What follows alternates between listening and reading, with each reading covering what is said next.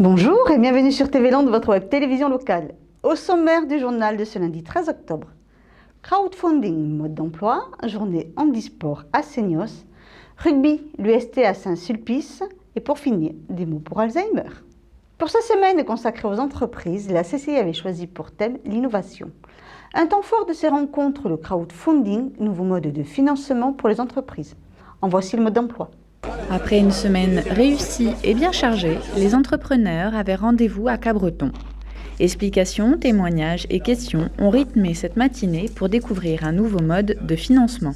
Une véritable réussite due effectivement à cette décentralisation d'une part, puisque nous avons fait et organisé donc ces journées à Biscarrosse, à Dax, à Mont-de-Marsan et à Cabreton d'une part, et deuxièmement nous avons axé toute cette semaine sur l'innovation.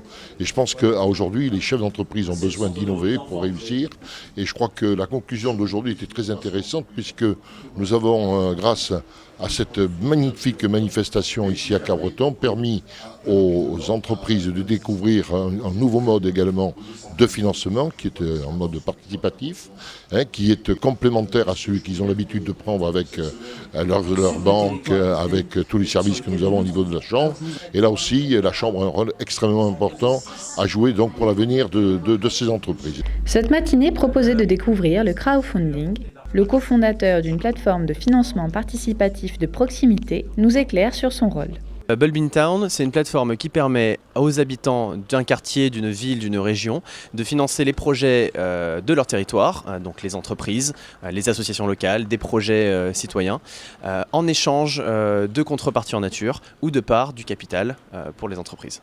Alors sur Bulb in Town, on trouve principalement des entrepreneurs, donc des TPE, commerçants, artisans, CHR, des associations locales, des cafés associatifs, des micro-crèches, et puis des porteurs de projets touchant au patrimoine culturel local, des musées de quartier, des églises, ou alors des projets citoyens, des maternités par exemple.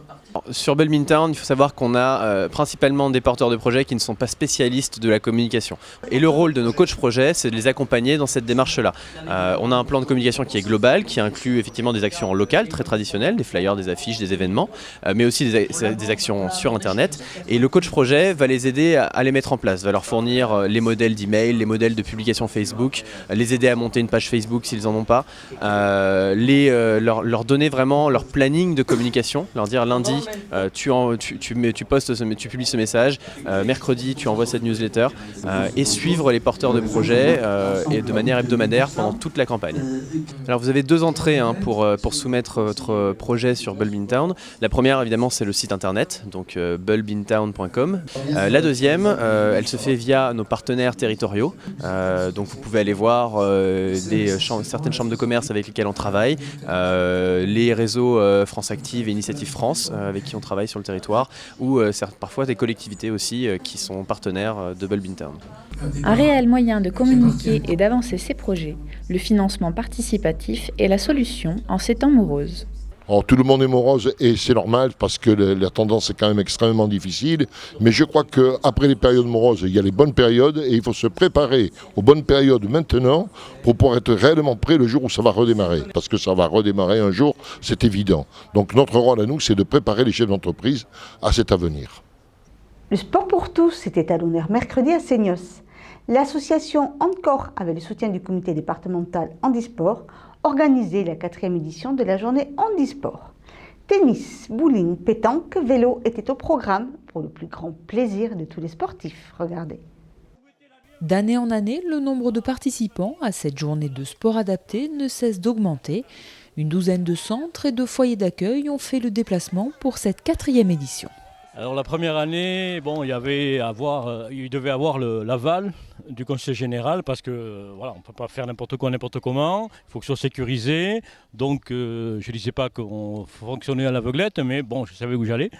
On devait avoir à peu près 80 personnes et puis cette année on n'est pas loin de 200. Je suis venue avec mon centre pour cette journée. On a fait des multiples sports, du tennis, du golf, de la boccia, du bowling. On a tout essayé, puis on a été voir les pompiers, les voitures et les motos. Et alors, est-ce que ça t'a plu cette journée? Oui. Et pourtant, j'aime pas le sport, mais elle m'a plu. Association seignosaise, municipalités, bénévoles et éducateurs ont ainsi permis à tous de profiter de cette belle journée dans une ambiance conviviale et détendue. C'est vraiment les valides et les invalides qui se mélangent et qui forment un groupe. Et on peut voir que même ceux qui sont handicapés ont un mental de folie parce qu'ils peuvent largement vous dire t'inquiète pas, je vais te gagner à la pétanque, même si moi je suis handicapée et pas toi, je peux quand même te gagner. Donc ça c'est marrant de voir qu'ils ont eu un bon mental et un fort caractère. Activités sportives, balades en voiture de collection ou en moto, lâcher de pigeons et démonstrations avec les pompiers de Cabreton ont pour certains illuminé leur journée et pour beaucoup laissé de beaux souvenirs. Je connaissais le tricycle, je connaissais un peu tout la voiture. J'ai bien aimé. Mais le plus que j'ai aimé, c'était la moto. J'en ai déjà fait à l'autre occasion, mais là, j'étais super content et j'étais très rassuré. J'étais très... Ça m'a fait beaucoup plaisir.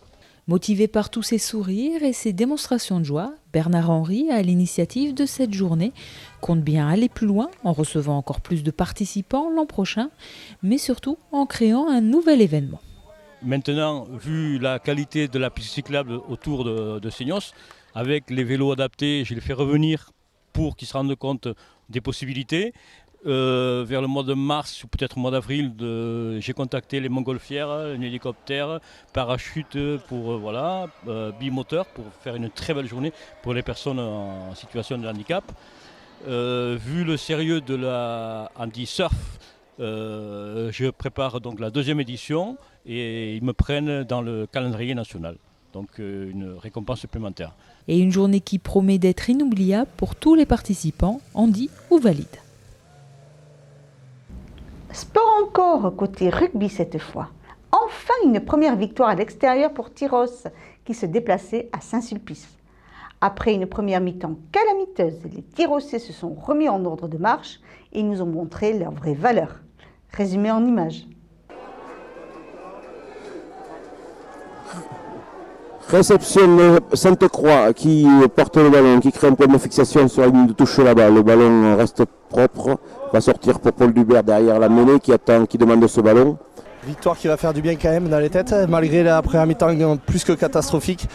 Ouais, enfin bon, déjà soulagé vraiment d'avoir gagné parce qu'avec l'entame de match qu'on a réalisé, j'étais quand même relativement inquiet. Qui tape une belle chandelle par le numéro 10 Boyer. Au niveau de la réception, nous avons des Rouges Saint-Sulpice qui récupèrent ce ballon. Tyros n'a toujours pas touché le ballon depuis la première phase de jeu. Saint-Sulpice qui récupère ce ballon, mais l'arbitre a vu une faute. A vu un ballon récupéré en position de hors-jeu qui souffle une pénalité contre Tyros. Une pénalité qui se trouve aux 40 mètres, pratiquement en face des poteaux, que va décider le capitaine Saint-Sulpice. Magnifique coup de pied qui passe entre les poteaux. On ne se reconnaît pas, moi le premier d'ailleurs à la mi-temps je sors, voilà. On ne peut pas l'expliquer, on ne sait pas pourquoi. Paul nous l'a fait remarquer cette semaine. Ça fait plus de 6 mois qu'on n'a pas gagné à l'extérieur. Parce que le dernier match gagné à l'extérieur c'était à Génemaux. Et depuis on perd à Barnières, on perd à Moléon, on perd à Nevers, on perd à La Seyne, on perd à Massy, donc on perd à Langon et Saint-Jean-de-Luz. Donc tous ces matchs-là qui ne nous ont pas servi de leçon puisque aujourd'hui, encore une fois, on fait une entame de match catastrophique. Et j'espère qu'on va arriver à faire des bonnes entames de match parce que je pense qu'avec une bonne entame de match, il n'y aurait pas eu toute cette tension en fin de deuxième mi-temps. Il a créé un côté ouvert avec le 13, il tape un coup de pied.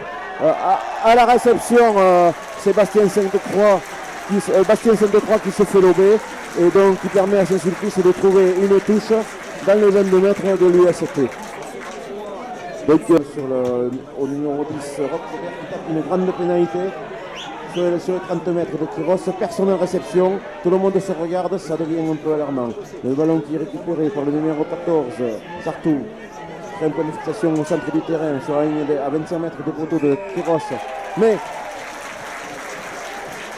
Tyros est un peu dépité là, il se parle, il ne voit pas trop ce qu'il faut faire. Il faut que Paul le remette un coup de gueule dans ce groupe-là et que ça aille mieux parce que là, ils se regardent jouer et il n'y a rien qui va. Donc numéro 10 qui se fait un plaisir de transformer cette pénalité, ce qui porte le score.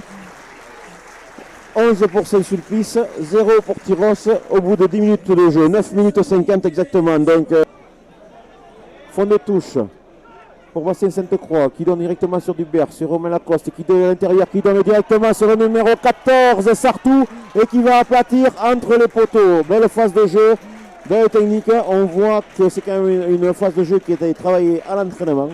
Donc essai entre les poteaux de Tyrosse qui permet à Tyrosse de revenir à 11 à 5 pour le moment avant transformation.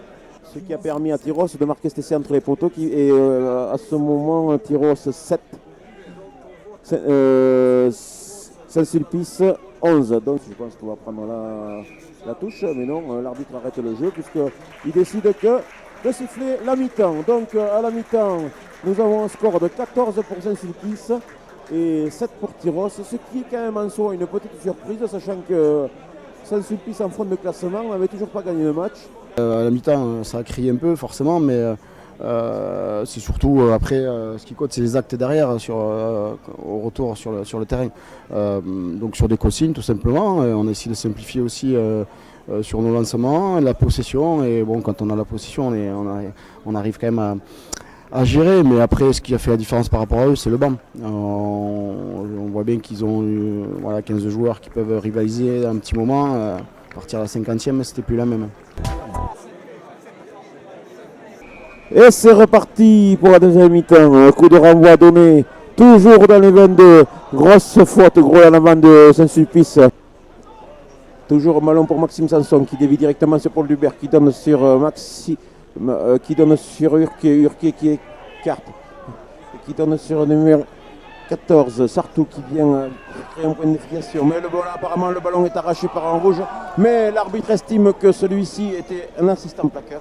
Donc qui va donner une. Je crois que honnêtement à la 45e quand on effectue le coaching, ça je pense que c'est le déclic. On a aussi Simon qui a été très opportuniste, il a 2 actions, il marque 2 fois. Donc ça nous a permis de reprendre confiance parce que si on ne reprend pas le score, je pense que ça aurait été très compliqué. Heureusement les remplaçants ont fait plus que du bien. Je pense qu'ils ont choisi la mauvaise carte en nous relevant une mêlée parce que c'est ce qui nous a peut-être aussi réveillés. Et le but pour faire un championnat long et des phases finales aussi, c'est d'avoir des garçons du même niveau. Qui se tirent un peu la bourre aussi, comme on dit, et surtout quand ça coach, qui amène une plus-value. C'était le cas aujourd'hui, donc ça c'est très satisfaisant. Le 8 qui remonte ce ballon, qui donne 9, qui donne à leur numéro 12, qui crée un point de substitution, mais le ballon est intercepté, ce qui va permettre à Tyrosse, avec l'intermédiaire de Sartou, de l'aplatir son deuxième essai entre les poteaux de la journée. Paul Dubert pose son ballon et transforme cet essai, ce qui fait que égalité parfaite au tableau d'affichage, 17 partout. Le 8 récupère ce ballon qui est donné directement sur l'extérieur, belle phase de jeu. Tyrosse se multiplier, ballon ils ont avancé de 20 mètres. Vicençon qui récupère ce ballon, qui va créer un point de fixation. Ballon au sol. Paul Dubert qui réussit à remonter ce ballon, qui donne à Lacoste qui donne à Descazo qui remonte ce ballon sur 20 mètres, qui est mis au sol, sur la ligne 50 mètres. Le ballon est récupéré, le ballon est donné à l'aile. Deschavane qui est à l'aile, qui joue un coup de pied pour lui, qui récupère ce ballon, non. Ce ballon est récupéré par le rouge dans leurs 22 mètres, il va obliger le rouge à partir en touche, non. Pas encore un point de fixation est créé. C'est une touche trouée à 15 mètres à la ligne de Tyrosse. Voilà du jeu tyrossais comme on aime, voilà. Tout le monde a avancé sur ces phases de jeu, personne ne s'est regardé, tout le monde a décidé de faire son boulot. Et en avançant, tout le monde on a fait 80 mètres sans que les rouges aient pu toucher le ballon. Donc l'arbitre qui met toujours beaucoup de temps à commander cette mêlée, qui demande à ce que ces mêlées soient propres et qui estime qu'il y a un côté de la mêlée Saint-Sulpice, le côté droit, qui est parti en travers. Apparemment, il va y avoir un avertissement de l'arbitre au numéro 3 de Saint-Sulpice qui le soupçonne d'être allé au sol trop rapidement et qui demande à ce numéro 3 de quitter le terrain pour 10 minutes. Donc, c'était un peu levé et qui tape un magnifique coup de pied et qui va passer entre les poteaux. Positif bien sûr parce qu'on a gagné le match. Moi quand on gagne je suis toujours satisfait. Et ça nous permettra de se mettre en confiance. Encaisser 11 points en 6 minutes, on a réussi à renverser la vapeur. On ne peut pas se permettre tous les week-ends de faire ça. Et l'arbitre siffle la fin du match sur ce score-là de 23 à 17 sur Tyrosse. 23 points de Tyrosse, ce qui leur permet leur première victoire à l'extérieur. Dans notre série des mots pour Alzheimer, c'est Édouard Collin qui nous livre cette semaine le témoignage poétique de Sébastien, proche d'un malade atteint par cette terrible maladie.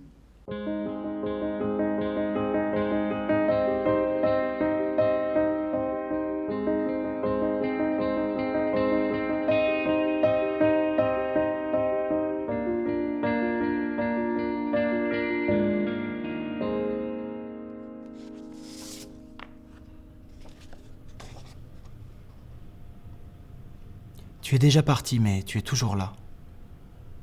Enfermé dans cette maison qui n'est pas à toi, dévoré par un mal qui te met à bas, t'envahissant d'oubli, d'une amertume sans loi. Ne survit que l'ombre miroitante de ton esprit, dans ton corps délaissé, au plus profond meurtri, par cette longue vie, et puis celui-là, celui qui t'a perdu, de tes proches et de toi. Et voilà que le fluide vital qui à chaque être donne le ton, et qui a la couleur du soleil mourant sur l'horizon, n'est plus en toi qu'un mouvement qui s'oublie, sans couleur ni odeur, sans le souffle de la vie. Dans cet univers de blanc où un tout s'endort, tu pourrais sourire, et ce serait d'or, mais le monde qui fut partage est de glace pour toi. D'une vue immobile, tu restes là sans voix, dans un long, dernier, profond soupir, tu t'en vas. Tu es déjà parti, mais tu es toujours là.